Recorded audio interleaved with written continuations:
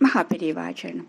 ஸ்ரீ லலிதா ரகசிய சகஸ்ரநாமத்தில் வாக்தேவதைகள் அம்பிகையின் நாமத்தை சொல்லிக் கொண்டு வரும் பொழுது கமலாட்ச நிஷேபிதா, அதாவது தாமரை கண்ணனாக உடையவனால் ஆராதிக்கப்பட்டவள், கமலாட்சனால் ஆராதிக்கப்பட்டவள் சொல்லிட்டு அடுத்ததாக அவளுடைய அருள் பெற்றவர்கள் நம்ம சொல்றோம் இல்லையா, அந்த அருளை பெற்றவர்கள் எப்படி அப்படின்னா தவம் செய்து அருளை பெறுவதுன்னு ஒன்று, இன்னொன்று அவளுடைய தாம்பூலத்தால் அனுகிரகம் பெற்றவர்கள்னு ஒரு விதம். அது எப்படி தாம்பூலத்தால் அனுகிரகம் பெறுவது அப்படின்னு சொல்லக்கூடிய நாமம் தான் ஓம் தாம்பூல பூரித முக்கியை நமஹ. ஓம் தாம்பூல பூரித முக்கியை நமஹ. இந்த தாம்பூலம் அப்படின்னு நம்ம பொதுவாக சொன்னோம் அப்படின்னா வெற்றிலை, பாக்கு, சுண்ணாம்பு இதெல்லாம் நம்ம சொல்லக்கூடிய விஷயம். சரி, நம்ம அப்படியே வச்சுக்குவோம். அடுத்தது பூரித, பூரணமாக நிரம்பியுள்ள. முகி என்றால் முகத்தை உடையவள், அந்த திருவாயை உடையவள் அப்படின்னு சொல்றது.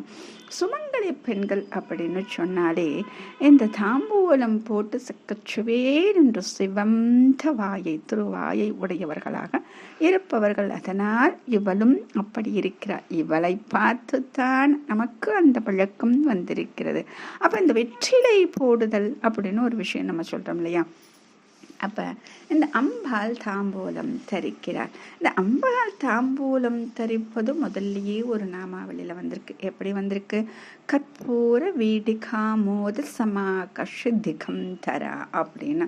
இதை எப்படி பிரிக்கிறோம்? கற்பூர வீடி ஆமோத சம ஆகஷ திகம் தரா.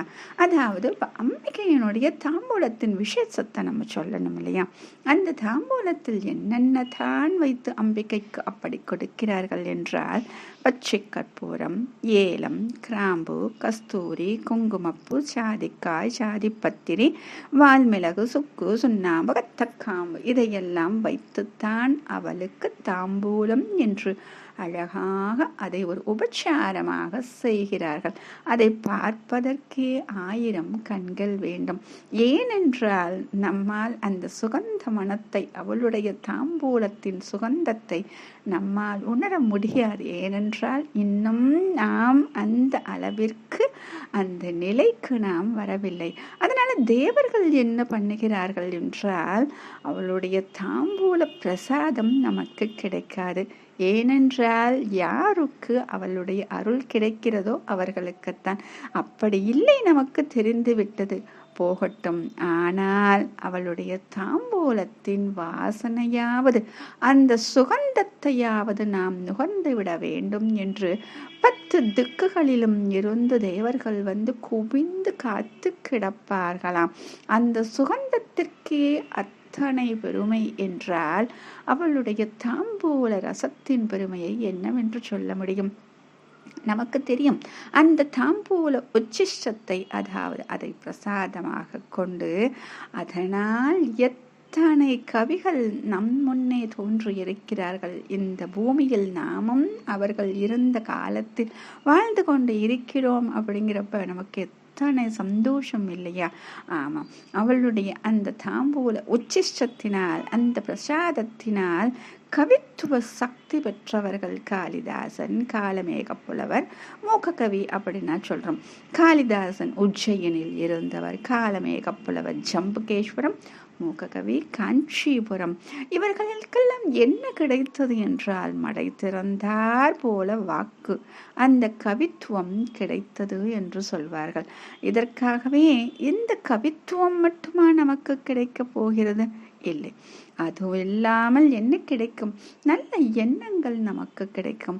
அந்த வார்த்தைகள் ஒவ்வொன்றும், சொல்லக்கூடிய வார்த்தைகள் ஒவ்வொன்றுமே அவள் சொன்னால் என்ன பலித்தம் கிடைக்குமோ அந்த பலித்தம் கிடைக்கும்.